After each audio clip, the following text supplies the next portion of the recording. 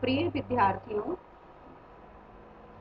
जैसा कि मैंने अभी सिलेबस डाला है आपके लिए, तो रिसर्च मेथडोलॉजी अनुसंधान प्रविधि हमारा 12th पेपर है, जिसको हम आज यहाँ डिस्कस करेंगे।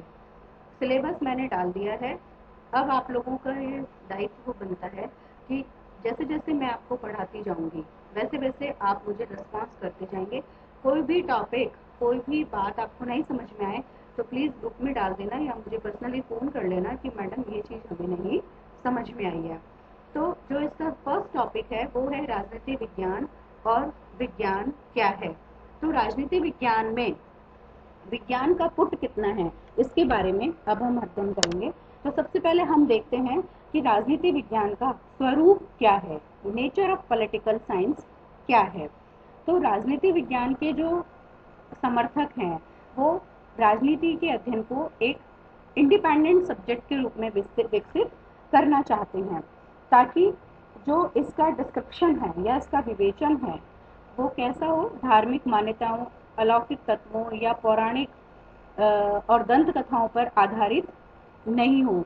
इसका मतलब क्या हुआ कि हिस्टोरिकल नहीं हो। जैसे अपन कहते हैं ना कि इतिहास गवाह है इस चीज का, तो हमारा मतलब ये है कि पॉलिटिकल साइंस में इतिहास गवाह की बात नहीं आए। हम ये देखें कि वो जो वर्तमान समय में जो परिस्थितियां हैं उसके अकॉर्डिंग जो पॉलिटिकल साइंस है वो अपनी कंसेप्ट को फिट कर सके।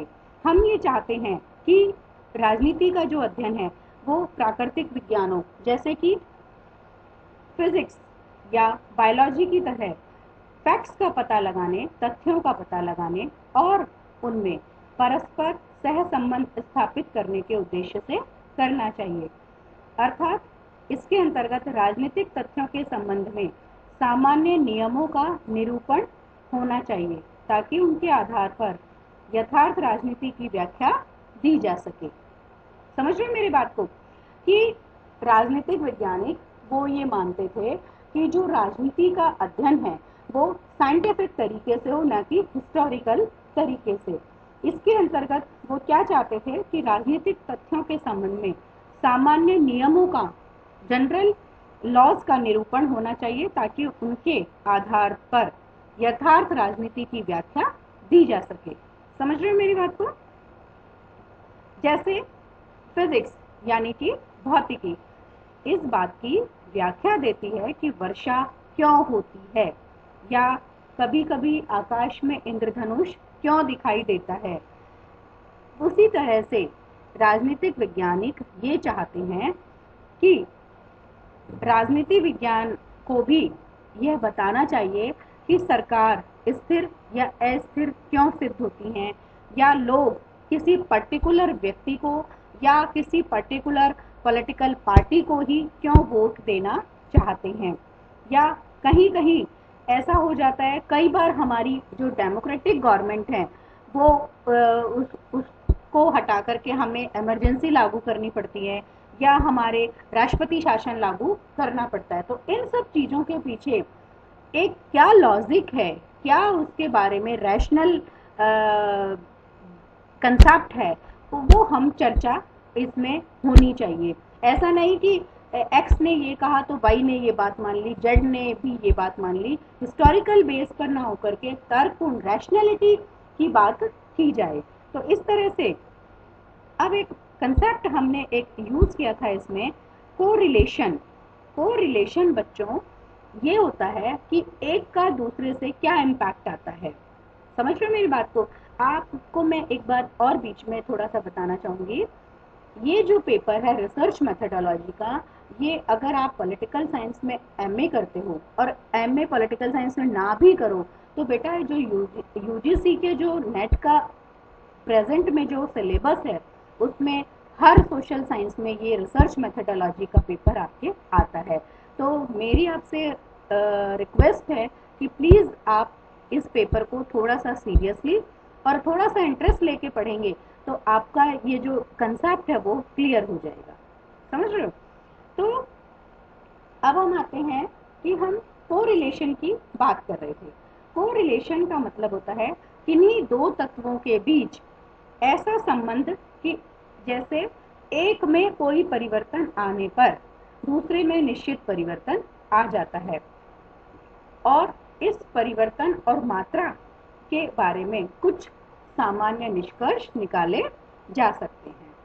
ठीक है, तो ये हमारा एक तरह से नेचर ऑफ पॉलिटिकल साइंस है कि political science is a science जिसमें कि कोरिलेशन की, जैसे कि सरकार की अस्थिरता, जैसे अभी आप मैं प्रेजेंट में थोड़ा सा आपको एग्जांपल से बताऊं कि राजस्थान में गवर्नमेंट अस्थिर हो रही है, समझ रहे मेरी बात को, कि वो बहुमत अपना प्लेटफॉर्म पर सिद्ध करने के लिए इधर इतने एमएलएज हैं, इधर इतने एमएलएज हैं। खैर हम उसमें राजनीति में नहीं पढ़ेंगे, एक सिंपल सी बात बताऊं, लेकिन उसका इम्पैक्ट हम लोगों पर भी हो रहा है, आम जनता पर भी हो रहा है। दूसरी बात ये हो रही है कि लोकतंत्र प्रभावित हो रहा है इससे। जहां हमारा जो कंसंट्रेशन गवर्नमेंट का कोविड के प्रति होना चाहिए था, किसानों के प्रति होना चाहिए था, उनसे ध्यान हट करके उनका सरकार को बचाने में, चाहे वो कोई भी पक्ष हो, लगा हुआ है। तो इस तरह से जो कोरिलेशन है वो हमें प्रभावित करता है। ठीक है, नेक्स्ट इसमें हम बात करते हैं कि अब हम साइंस पे इतना जोर दे रहे हैं तो पहले तो ये पता होना चाहिए कि व्हाट इज साइंटिफिक मेथड, कि वैज्ञानिक पद्धति क्या है। व्हाट इज साइंटिफिक मेथड, तो वैज्ञानिक पद्धति, जैसे आप बहुत छोटे बचपन में भी समझते होंगे, विज्ञान ले रखा है तो साइंस है इसके पास में, तो अपन सोचते हैं कि यार ये बच्चा बहुत इंटेलिजेंट होगा, साइंस है। तो वास्तव में साइंस को सुप्रीमेसी क्यों माना जाता है? बिकॉज साइंस में कोई भी चीज ये नहीं मानी जाती कि भाई बिना किसी बेस के कह दी जाए, उसके लिए कोई ना कोई अपने पास में बेस होना आवश्यक है। तो साइंटिफिक पद्धति का अर्थ होता है कि हम किसी इसमें वैज्ञानिक राजनीति के वैज्ञानिक अध्ययन करने के लिए वैज्ञानिक पद्धति का होना बहुत जरूरी है। जैसे वैज्ञानिक पद्धति के अंतर्गत हम इस निम्नलिखित जो प्रोसीजर है, प्रोसीजर का हम फॉलो अप करते हैं, अनुसरण करते हैं। जैसे ऑब्जर्वेशन यानी कि निरीक्षण, इसका अर्थ है कि हमें कोई भी जो हमारे सामने चीज है हम उसको ऑब्जर्व करेंगे, वस्तु स्थिति की जांच अपनी सेंस ऑर्गन्स किसे कहते हैं? ज्ञानेंद्रियों। इसमें आपके कौन कौन सी? आंख, कान, नाक, जिह्वा और त्वचा से करनी चाहिए। इसके लिए हमें कुछ हम इंस्ट्रूमेंट की भी सहायता ले सकते हैं, परंतु जो हमारी कुछ चीजें ऐसी होती है जो ज्ञानेंद्रियों से पहुंच से बाहर होती हैं, तो उन पर विचार नहीं किया जाना चाहिए। अतः हमें केवल क्या होना चाहिए? एम्पिरिकल विषयों से सरोकार रखना चाहिए। सुपर नेचुरल और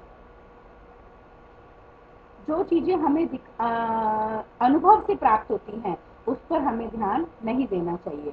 जैसे एक सिंपल सी बात बताऊं कि जो विज्ञान है वो किसी भी घटना को ईश्वर की इच्छा, दिव्य चमत्कार, ग्रह नक्षत्रों का प्रभाव या किसी के पूर्व जन्म के कर्मों का फल मानकर विचार नहीं करता है।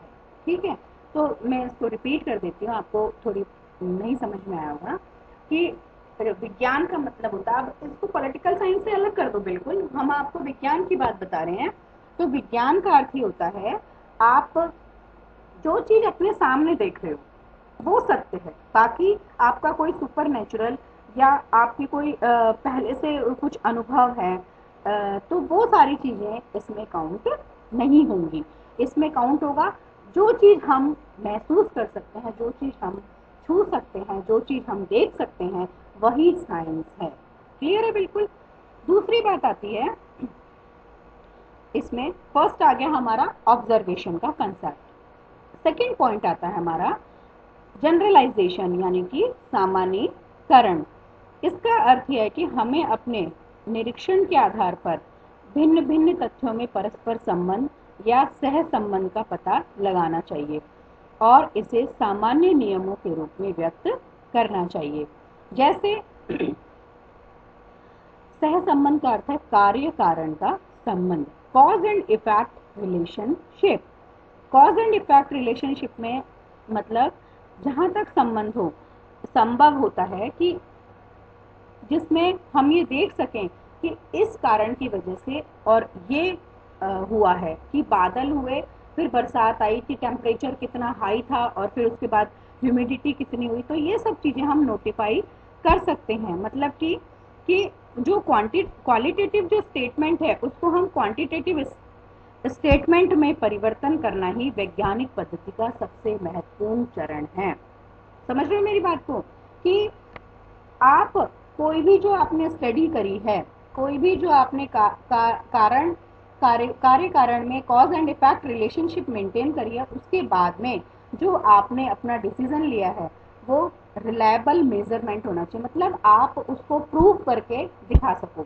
इसी तरह से हम इसको शब्दों में इस तरह से बांध सकते हैं कि क्वालिटेटिव स्टेटमेंट गुणात्मक विवरण को परिमाणात्मक विवरण के रूप में, क्वांटिटेटिव स्टेटमेंट के रूप में व्यक्त करना वैज्ञानिक पद्धति का सबसे महत्वपूर्ण चरण है। समझ में आ गई? तो ये दो चीजें आ गई, qualitative statement and quantitative statement. तो यहाँ हमने वैज्ञानिक पद्धति से रिलेटेड दो बातें देखी, एक तो ऑब्जर्वेशन की बात देखी एंड जो सेकंड टॉक है हमारी वो जनरलाइजेशन की देखी। क्लियर है बिल्कुल? नेक्स्ट हम आते हैं कि आपने पहले भी पढ़ा होगा, फर्स्ट ईयर से आप पढ़ते आए होंगे, एक दो चीजें हैं जनरलाइजेशन की, सामान्यीकरण की दो मुख्य विधियां हैं, और ये चाहे कोई थिंकर हो, चाहे आप साइंटिफिक स्टडी करते हो या कंसेप्चुअल स्टडी करते हो या अपन रिसर्च करते हैं, इनमें ये दोनों मेथड इम्पॉर्टेंट होते हैं। शायद आप समझ गए होंगे, अपन क्लास में होते तो शायद आपकी तरफ से जवाब आता, बट अभी मैं आपको बता देती हूँ।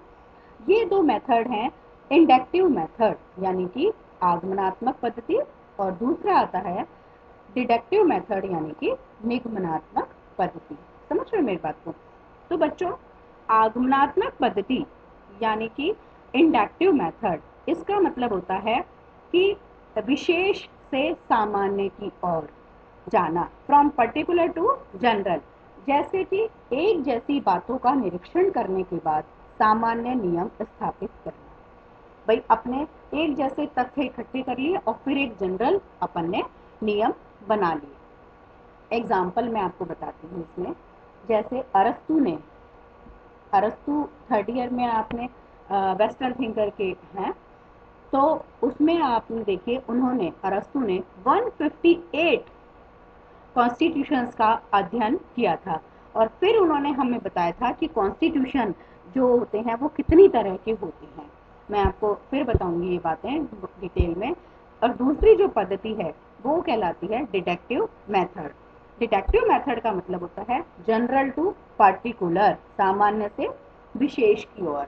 मतलब क्या होता है कि आप कहीं नहीं गए, कुछ नहीं किया आपने एक जगह बैठ करके एक नियम सोच लिया कि भाई